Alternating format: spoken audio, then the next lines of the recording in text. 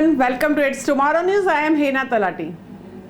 Hurricane Nicole, rare November storm, makes landfall in Florida in United States. Hurricane Nicole made landfall at 3 a.m. local time on Thursday along the east coast of Florida, according to the National Hurricane Center of United States. It has strengthened to Category 1 hurricane after sweeping through the Bahamas. The rare November hurricane comes just weeks after the Florida was battered by the Hurricane Ian, one of the most powerful storms to hit US. Nicole was packing sustained maximum winds of up to 120 kilometers per hour when it hit land. According to the National Hurricane Center update, the center of the storm made landfall on the North Hutchinson Island. The center had earlier said that the Nicole will bring strong winds, a dangerous storm surge, and heavy rains. After making the landfall, the hurricane was weakened into a strong tropical storm. It added that the Nicole is just the fourth hurricane to make landfall in the mainland United States in the month of November since the mid-19th century and the first to do so in 37 years.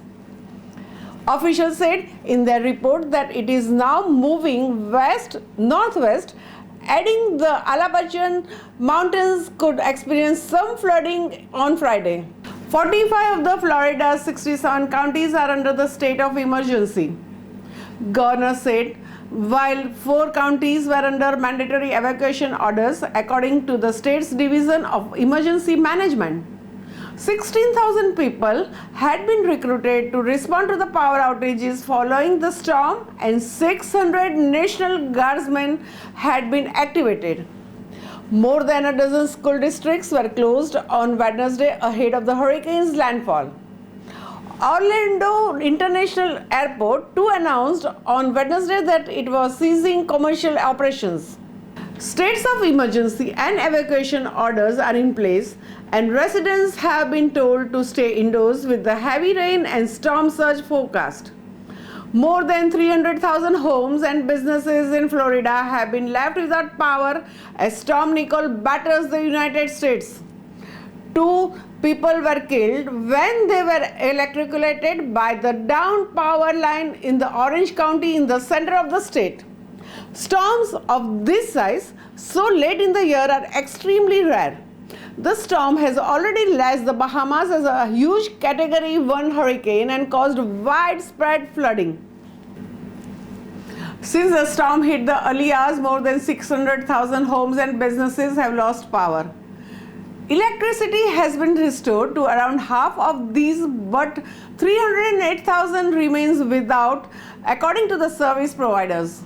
The storm is expected to weaken further as it heads to the north towards the Georgia and Carolinas over the next 2 days. Its remnants could possibly even hit Ohio, Pennsylvania, and New York later in the week. Most of the Florida's 22 million residents remained under the tropical storm. High wind and storm surge warnings along the local hurricane statements that urge people to stay indoors and watch for floodings.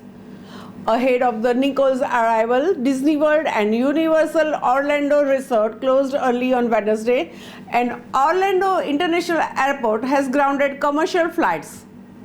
The arrival of Nicole is also expected to further disrupt long-delayed NASA rocket launch, which aims to bring Americans one step closer to returning to the moon. The Artemis 1 mission has already been pushed back to 19th November, but there are fears that flying debris caused by the storm could damage the exposed rocket. November hurricanes are rare in Florida. Since record-keeping began in 1853, the Sunshine State has been hit by only 2 in 1935 and 1985.